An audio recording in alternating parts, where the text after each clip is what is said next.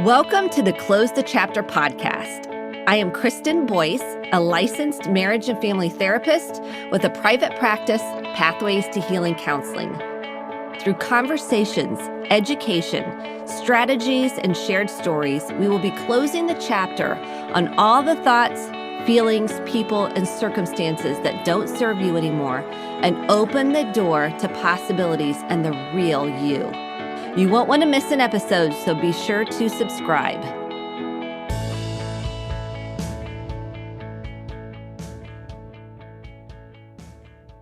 Welcome to this week's Close the Chapter podcast. I am so excited you are here joining me on your healing journey. There is so much value in you becoming more self-aware, wanting to explore with curiosity your triggers, your places in your life where you feel activation, and to come back to center and calm. So thank you for being here with me. I am grateful that you are sharing these podcasts with your friends and family and neighbors and coworkers to help them also have this hopefully awakening that you are on. The more support you can have along the journey, it makes such a difference. So thank you so much. I'm really excited about today's episode. It's not talked about a lot, and I want to bring and highlight more of a conversation around it. We're going to be talking about enmeshment trauma. I did do an episode on 128 around enmeshment and why it matters. We're going to focus on enmeshment trauma and the 3 different types of enmeshment trauma, because if you had parents that their needs took priority, we want to take a look at that and how that impacts your relationships now. So this is an important conversation. Grab a pen and paper if you can. If you're walking, exercising, doing things around the house, whatever, driving, don't worry about it. You can come back and listen to this later.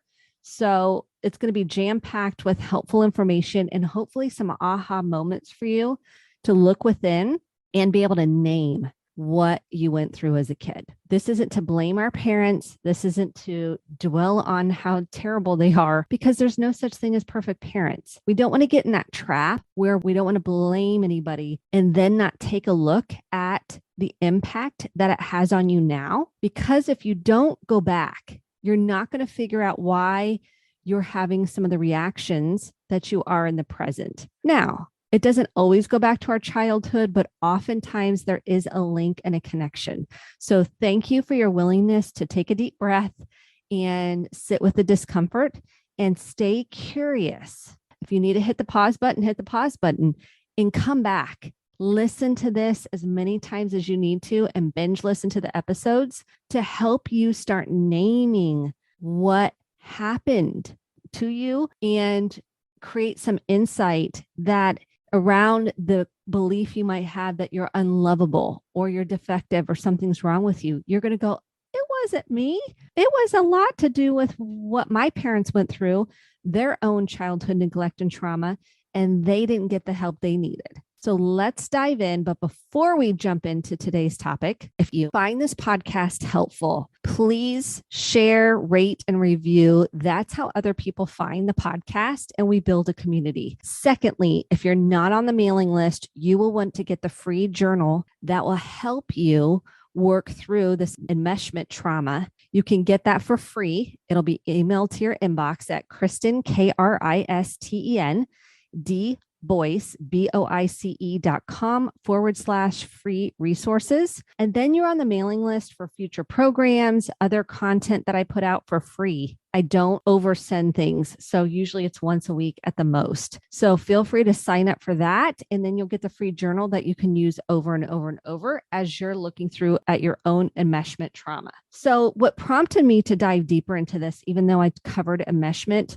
and why it matters on episode 128, is an article by Rachel Onica that is called Enmeshment Trauma. And I really felt like it was a powerful enough summary to share with you because I work with clients on this pretty much every week. This is an ongoing topic that isn't named. And so people don't know why they feel the way they do in relationships. This is an important thing to know about yourself and be able to heal it and work through it and identify it when it comes up. So let's jump into the topic. The effects of enmeshment trauma are perhaps less well known than the effects of more overt traumas like abandonment trauma, neglect, and physical abuse. The term enmeshment comes from family systems theory and is based on the study of interactions between family members. This is my background. So I'm a licensed marriage and family therapist, and so I am systems trained. I love it. I believe it makes such a difference. And I can look at work systems, family systems, neighborhood systems, cultural systems, and look at the impact that they have for generations and how people are interacting. So I'm a systemic thinker, and I believe this impacts how you see yourself and then how you show up in a relationship and a system. So a central assumption of family systems theory is that interdependencies among relationships within the family are governed by boundaries or implicit rules for accessing materials, resources, and support within the family. Guided by the concept of boundaries, family systems theorists have consistently identified three qualitatively distinct profiles of family interactions characterized by harmony, disengagement, and enmeshment. So this is important. This comes from typologies of family functioning and children's adjustment during the early school years. Let's keep going because this is where we're going to get into the juicy stuff. Okay, healthy and harmonious families demonstrate healthy boundaries between family members.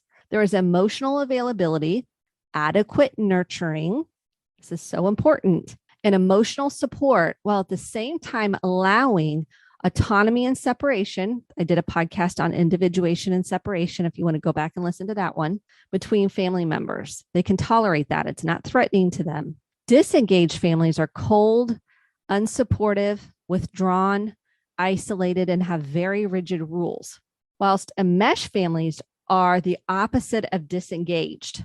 This is important because people think we're just a close family. Let's dive into that. They're inflexible with closeness. They're overly involved in each other's lives with hardly any boundaries between family members. There is a lack of autonomy and widespread codependency. Very often, there is a lack of privacy. Parents may search their children's possessions regularly, read diaries, and be intrusive. There is a general intolerance for differences in opinion. This is very important. There's an intolerance for a difference in opinion. This can be very traumatic when you really look at your own history. Were you allowed to have a different opinion or belief? So in an enmeshed family, that's not tolerated. That's threatening. The parents do not know how to navigate differences and therefore fear that it will lead to loss, which is typically driven by undermet needs and unprocessed grief and loss and abandonment from their own childhood. Enmeshment trauma is perhaps more difficult for people to recognize as they might feel they had everything they ever wanted during childhood with plenty of attention and affection. One study indicates that around 23% of families, that's almost 1 in 4, are enmeshed. The circumstances that lead to a family becoming enmeshed are varied, but in general, there are 3 different types of enmeshed parents. Let's go through the 3 main types. This is where you can start recognizing, do one of these 3 types fit for you? So I want you to take this in and I want you to start exploring, do any of these descriptions, and it doesn't have to fit everything, but in general, do any of these descriptions fit your family system? So let's go through number 1 is the romanticized parent. Okay, what is a romanticized parent?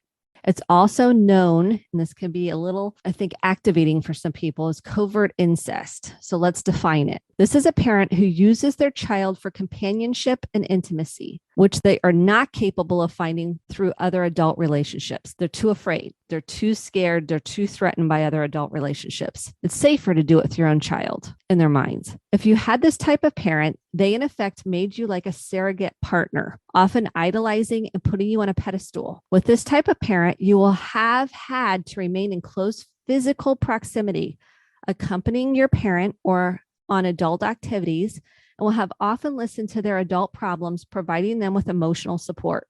A romanticized parent does not have adequate social connections or support. Therefore, their child becomes their source of happiness. Whew, I want you to take this in, because if you feel like you're a person that's responsible for everyone's happiness, start just exploring whether this fits for you. And again, it's not an all or nothing. we're just looking at patterns that may fit for you. And this isn't to blame anyone. So I don't want you to get stuck in that. I want you to explore, was this a pattern for me in my childhood? It's very liberating. And self-awareness starts freeing you to say it wasn't me instead of carrying the shame and guilt that has plagued you. So the romanticized parent uses guilt to get their own way and sometimes manipulation, especially in the form of favorism. They're more possessive. When their children grow up, they often dislike anyone that they will date as they see them as competition for attention. A romanticized parent will require very frequent communication.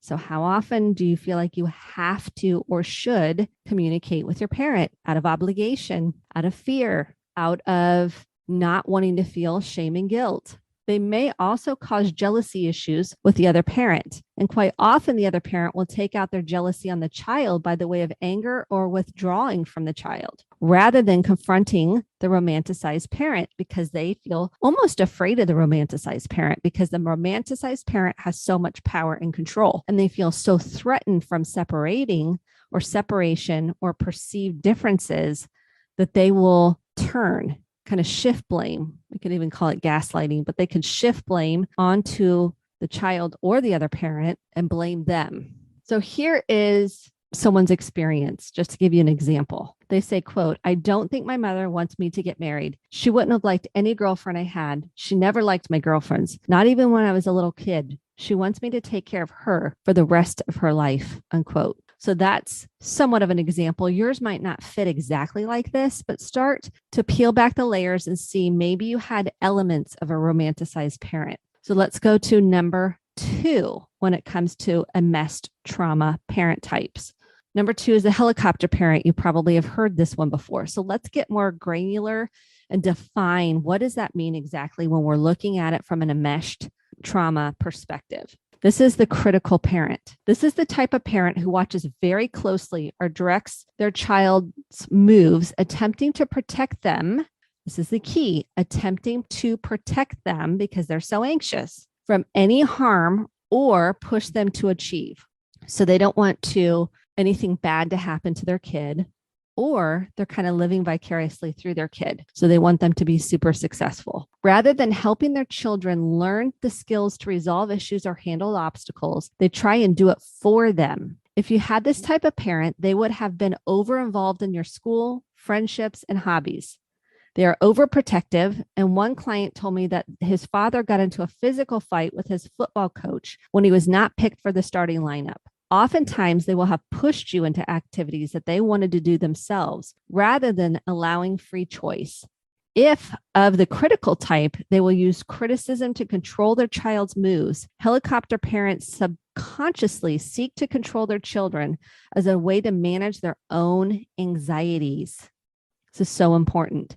It's a way to manage their own fear and anxieties. Sometimes this type of parent also has narcissistic qualities. They will use their children's achievements as a source of self-worth and self-esteem. And I think it's really important to note here that you might not have ever recognized that your parent had anxiety because we didn't even name that as children. We didn't look at our parents and go, "Oh, you're anxious." Now we have that verbiage and it's more commonly used. But I invite you to look in now. And one of the things I invite you to do is write down what each of your parents or primary caregivers, what do you think their fears were?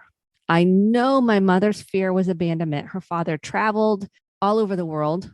He helped invent Crest. And so he was very well known. He traveled all over. And so she has vivid memories of not knowing if he was going to come back. So his workaholism, and he was a wonderful man, and it landed for her as abandonment. So she struggled with that. And that came through in her parenting, her fear of abandonment.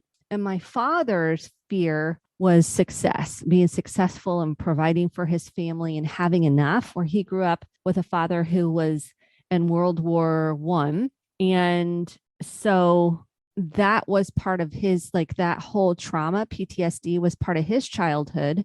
And so he was afraid of not having enough because they didn't have a lot. growing up. And so those are some fears you can start identifying with each of your, I'm just giving you some examples of your primary caregivers. And I have had to work on my fear of repeating patterns. And I have to watch that because you can swing into these pretty easily without really, you think you're being more helpful or you think you're doing it differently than your parents, and you're somewhat recreating a different wound. And this isn't to blame or shame anybody. This is just to go, hey, I'm with you. I see you. I'm not a perfect parent. And even me doing this research, and I know tons about enmeshment, still brings up things for me that I'm willing to explore. But the key is I'm willing to do that. So here's someone's experience of a helicopter parent. Quote, helicopter parenting signals to kids that their parents will make all of major life decisions for them, including planning for their future and monitoring their performance. So this is a study, okay? Over time, kids will feel like everything they do is for parents, so they lose any personal motivation to succeed. Now, this is from a research study. Kids with helicopter parents more likely to burn out, have a harder time transitioning to the real world. Okay, so that was more from a research study. So let's go to number 3, the third type of mesh trauma parenting. It's the incapacitated parent. This is a parent with a long-term illness. This is a parent who is unable to care for themselves fully due to physical, mental illness, or addiction, and relies on their family or for some or all of their basic needs. Whilst sometimes it's unavoidable for children to become a caregiver for an ill parent, for financial or other reasons, there is still room for a child to have needs. This enmeshed example is more extreme. There is no flexibility for the child's needs, and they may turn down outside support as they think it's better for the child to become the main caretaker. This frequently is the eldest child or a child that spends most time at home. If you had this type of parent, you will have had to take on a little adult role, which is also known as a parentified child or parentification of a child. I did an episode on 14 signs that you are a parentified child on episode 121. If you want to go back and listen to that episode, it's episode 121, 14 signs you are a parentified child, because I also work quite frequently with this and have dealt with this also in my own life. You would have been required to be alert to your parents' needs, often taking on household adult responsibilities, not to say like normal chores. This is beyond your emotional and physical developmental timeline. So you're going beyond that. And if you had siblings, would likely have been required to help raise them. If your parent had untreated mental illness or addictions, you would have also had to deal with the stress of extreme unpredictability. The child of an incapacitated parent, I know that sounds extreme, so just work with parts. Might have been incapacitated, but not all of them. So try to get out of all or nothing thinking just to start allowing yourself to explore this. The child of an incapacitated parent will not be able to spend as much time away from home, and they live with their parents much longer than the typical timeline. So this is from when kids have to act like parents, it affects them for life. Laura was only 6 years old when she became a parent to her infant brother. At home, his crib was placed directly next to her bed so that when he cried at night, she was the one to pick him up and sing him back to sleep. She says she also remembers being in charge of changing his diapers and making sure he was fed every day. For the majority of early childhood, she remembers she tended to his needs while her own mother was in the depths of a heroin addiction. So that's a parentified child. These sound extreme. These can sound extreme. Again, you're taking bits and elements that resonate with you and you can apply to your life and start naming. Did you have any 3 of these types of parents? And the first type was the romanticized parent. The second type was the helicopter parent. And the third type was the incapacitated parent. So take a look and see if any of those were part of your experience. So let's break this down a little bit more into 2, I would say, common patterns that happen in enmeshed families. And I talk about family roles in episode 34. It was one of my early episodes because I'm a marriage and family therapist. I work a lot with roles and the roles you grow up with. So if you're interested in learning more about that and getting more in depth, listen to episode 34. And in enmeshed families, it is extremely common for there to be favoritism in the form of the golden child, and another child gets assigned the role of bad child, which is called the scapegoat in family systems. There are a few things happening here. Favoritism is another way parents can control their children. So this is really important to note. The children see that there are more rewards for pleasing the parents and may now compete for the golden child spot. The golden child is also often a projection, and I do another episode on projection that you can go back and listen to. I don't know the number off the top of my head. So the golden child is often a projection of all the good things that the parent believes about themselves. So they overlook anything that does not fit in with that idealized image. Whilst they project all the bad aspects of themselves onto the scapegoat, enmeshed families also use scapegoating as a way to relieve the high levels of anxiety. So they want to feel relief from their anxiety and tension in the family that result from their childhood unmet needs. So you can see if parents do not do their own healing and trauma work unconsciously and sometimes consciously, it gets displaced onto the children and they become the carriers of the trauma. They can instead blaming the scapegoat rather than face their own pain of their unmet needs and trauma. So this is from the book, The Emotional Incest Syndrome. Quote, David's relationship with his mother can be broken down into two separate roles.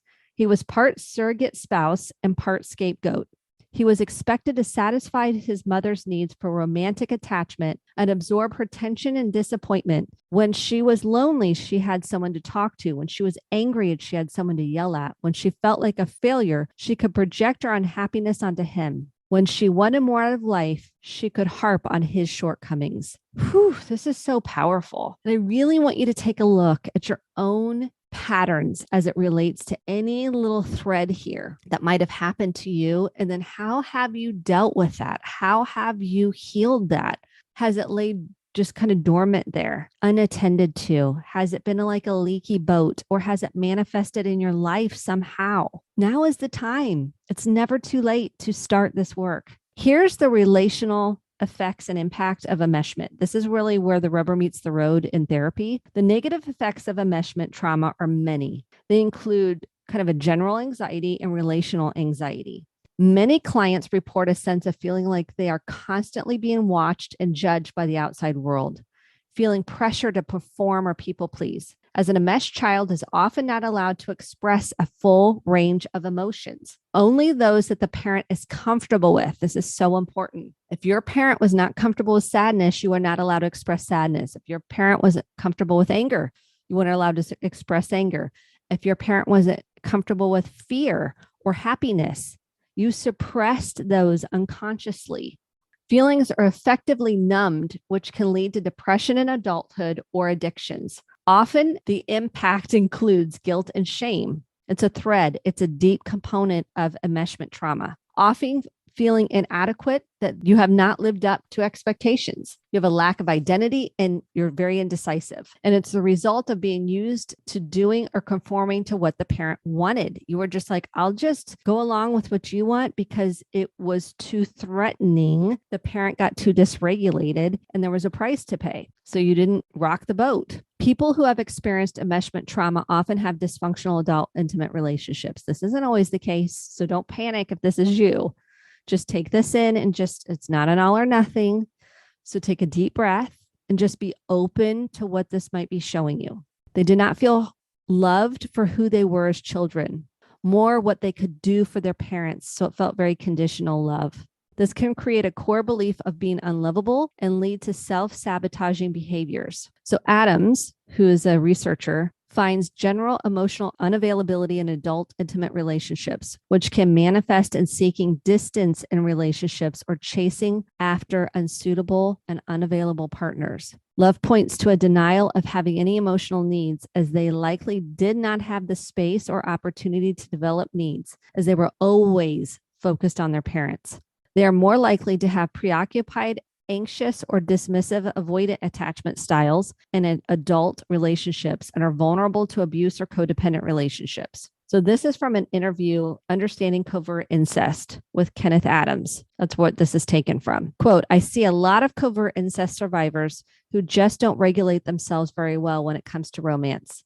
They move in too quickly, or they're ambivalent right from the start. Or they go so quickly and become ambivalent, they just don't have a sense of who they are.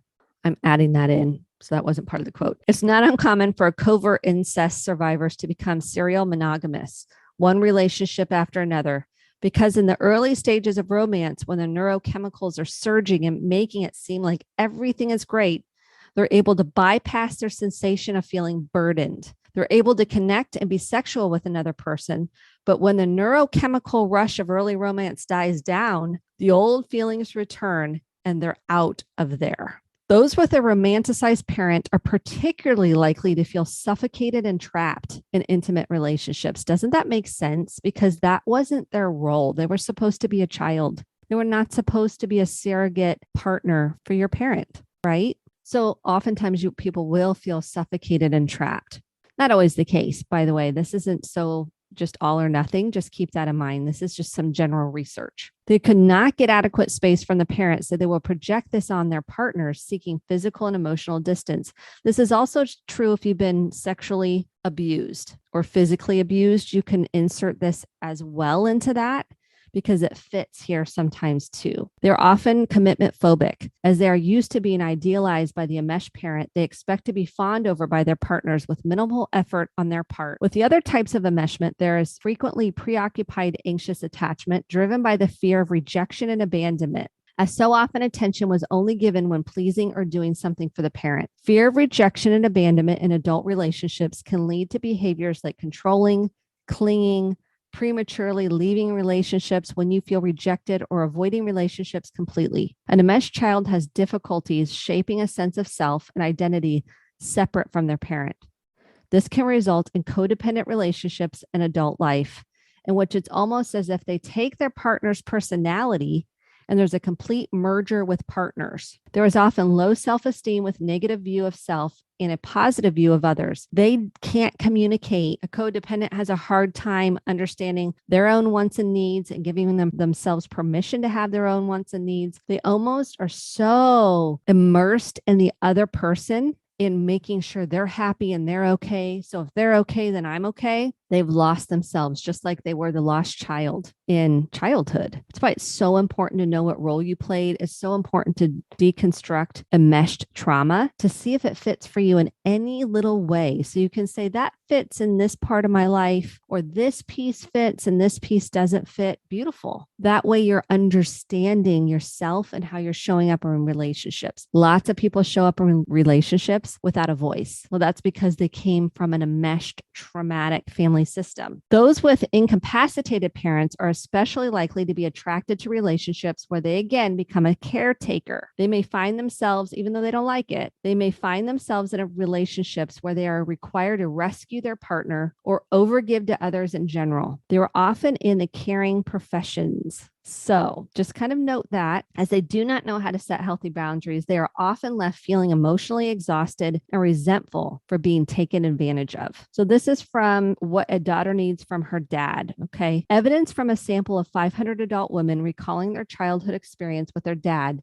suggests that many experience parentification, the maladaptive process wherein a child begins to take on typical parental caregiving responsibilities and feels responsible for meeting their parents' own psychological needs, such as validation. For these women, adult romantic relationship satisfaction and relationship security may significantly lower their counterparts who grew up without feeling parentified. And this can be, it doesn't have to be a father figure. It can also be a mother that you felt parentified with. Okay, so we've deconstructed enmeshment trauma. We've gone through the 3 types of parenting that you might have experienced. We've gone through the impact of relationships. And now let's talk about recovery, my favorite part, because the truth of the matter is you can heal from any wound. I promise you. It will be forever healed. It might not permanently go away because it's part of your story. You have the ability to tend to it, nurture it, acknowledge it, offer yourself compassion that you might not have gotten. And then you freely can give it to other people. That's the beauty in this. When we can get away from rigid thinking, all or nothing, very cemented beliefs, and where other people can have difference of opinion and it's not a threat to you as long as it's not harming anybody. There is health in that you can tolerate that. That's a secure sense of self. So when we're recovering from enmeshment trauma, there's a couple of things. We're going to talk about number one, breathing. I love that, learning to breathe. And number two is learning how to set healthy boundaries. They can start with small requests. Try to not over-explain to the other person why you're unable to do something.